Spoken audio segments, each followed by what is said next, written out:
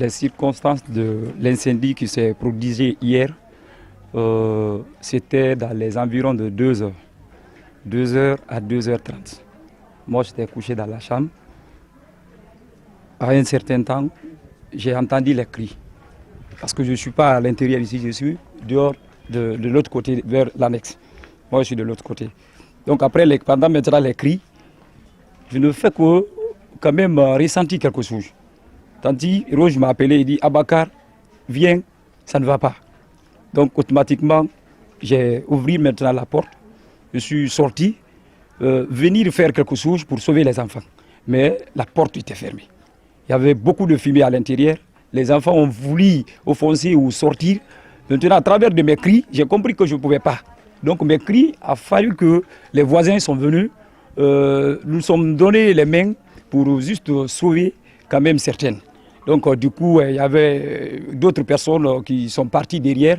Il a fallu qu'on enlève l'entrivol pour sauver maintenant la vieille et les autres personnes. Donc les 2 personnes quand même de 2 ans à 5 ans, les 2 là ne pouvaient pas s'échapper. Parce que bon, elle était un peu étouffée, il y avait beaucoup de fumée, et elle ne pouvait pas. Et j'étais arrêté, je l'ai regardé. Le feu est venu prendre les 2 filles devant moi. J'étais arrêté au dehors, je regardais comme ça les enfants, mais je ne pouvais pas. Je ne pouvais rien. Donc les voisins sont venus, on a fait quelque chose.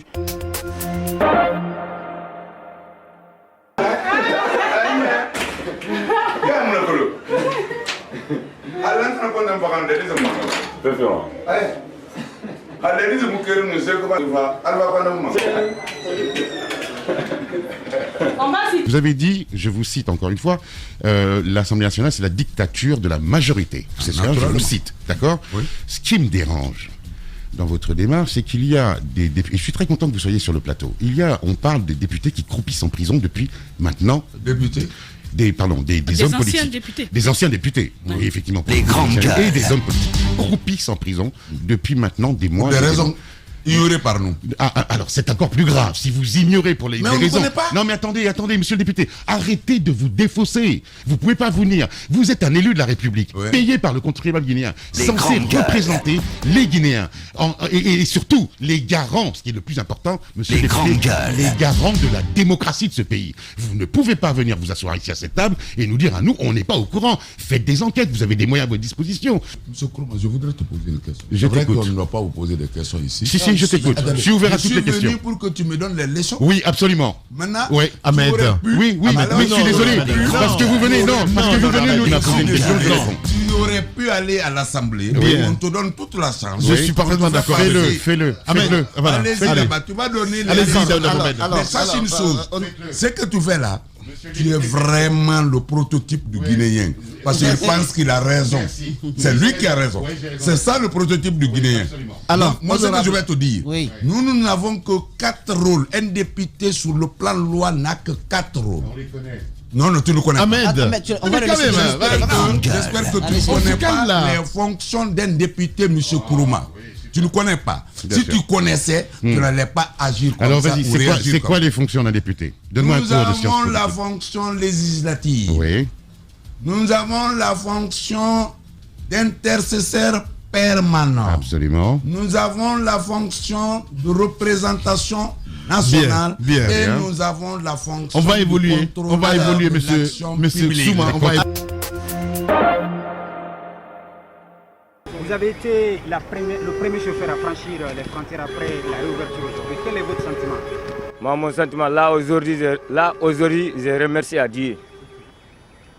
Là, tout mon problème, c'est leur marchandise que c'est avec moi là. Là, je ne sais pas si le marchandise est gâté ou bien si ce n'est pas gâté. Là, je sais, j'ai 4 cartons ici, ça c'est gâté. Vous avez vu, il y a 2 cartons ici, ça là, ça c'est gâté. Il y a quoi dedans? C'est le shampoing qui est dedans. Depuis quand vous êtes à la frontière ici? Là, j'ai été aujourd'hui, ça fait 3 mois, 3 semaines, je suis là. Moins 3 mois, 3 semaines, si ce n'est pas choisi. Oui ou non, vous êtes prêt aujourd'hui, moralement, à rejoindre le gouvernement Alpha Condé si un décret tombait? Oui ou non? C'est oui ou non? C'est tellement... Non, c'est oui ou non. Vous pouvez dire aussi Joker. Comme Joker, ça, alors, voilà, c'est bien. Parce que je ne comprends pas la question. Bien, si, seulement si, les politiques pouvaient nous dire la vérité. Ebola, moi je n'ai pas compris si c'est la vérité. Ebola, si c'est moi, je vais dire que ce n'est pas la vérité. Comment ça, c'est pas la vérité? Parce que c'est une maladie qui est déjà partie. Ils vont dire encore qu'il y a une maladie ici. Donc nous, on ne peut pas d'accord ça, si c'est vrai, si c'est... Mais c'est faux même. Parce que je n'ai même pas vu un homme malade qui met dans le caoutchouc, qui met le fermeture, et les malades n'ont pas dit d'aller à l'hôpital directement. Tu mets dans le caoutchouc, comment il va vivre? Il ne peut pas vivre. Donc il va mourir directement. Tu n'as même pas vu, mon ami est tombé dans le bâti. On est même chose pour voyager à Frocaria. J'ai vu ça terre à terre. Ebola a fait le combat là-bas, c'est lui qui va envahir ça. C'est ça que même tu m'as dit, c'est la vérité. Moi, je dis, c'est pas la vérité. Et les gens, ils sont mentis. Si c'est moi, je vais dire qu'ils sont mentis. Est-ce que Ebola et coronavirus, dans un même pays, est-ce qu'on peut lutter contre les deux là même? Non, si c'est moi, je ne peux pas considérer ça. Même le corona, je n'ai pas confirmé. Donc tu ne crois pas à l'existence du corona? Ah, parce que le proteste qu'on monte comme ça, si c'est maladie, si c'est vrai, ça va rentrer. Entre Ebola et coronavirus, qu'est-ce qui est plus dangereux? Non, pour moi, c'est Ebola, corona qui est dangereux. Parce que Ebola, tu vas vivre. Les gens qui sont malades, tu vas vivre. Tu vas vivre ça. Le corona, tu vas vivre ça. Ils sont à l'hôpital, ils vont guérir. Mais Ebola, tu ne vis même pas. Si ton famille est partie là-bas, c'est fini. Tu ne vis même pas ça.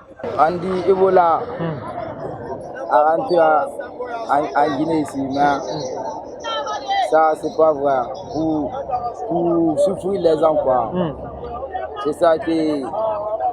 Et les gens de quoi qui Ebola. Donc c'est faux, quoi. Ah, c'est faux. Moi, je ne sais pas combien pour ça que Ebola. Vraiment. Tant d'Ebola, ça s'est passé. Coronavirus encore. Ils sont dit que c'est venu ici, on a vu ça. Dans d'autres pays, il a fait ça là-bas. Mais en Guinée ici. Toi, tu ne crois même pas à ça, quoi. Ils ne font que mentir ou bien. Ouais. Moi-même, je savais qu'ils mentaient. Ça, c'est faux. Moi, je n'ai pas combien pour ça. En Guinée ici, Ebola ne peut rien faire comme nous. Bon, on prend Dieu. Moi, mon choix, je suis Dieu. Parce que Ebola était venu, premièrement, je suis toujours en vie. Ceux qui devraient partir, Dieu les a repris déjà. Donc, eux, ils sont passés déjà. Bon, nous, on est là, on est dans la main de Dieu. Parce que c'est une maladie, tu ne peux pas dire c'est faux ou bien c'est vrai. C'est une maladie qui cartonne dans le monde actuellement. Bon, on est dans la main de grâce à Dieu. On n'a même pas fini avec le coronavirus. Il y a Ebola qui vient dans notre pays. Qu'est-ce que tu en penses? C'est grave, hein? C'est grave. Parce que l'autre épidémie est là. Après, nous voyons encore autre maladie qui vient. C'est pas... Moi-même, nous sommes dans cette conflit. Parce que c'est nous qui sommes en conflit. Des maladies qui viennent nous joindre. Ebola, il n'est pas bon. Il y a vu. Donc, il faut chercher le médicament. Il y a vu. On va comprendre un peu. Voilà, comment on peut lutter vraiment contre la maladie là? Maladie n'est pas bon. Bon, moi je te connais.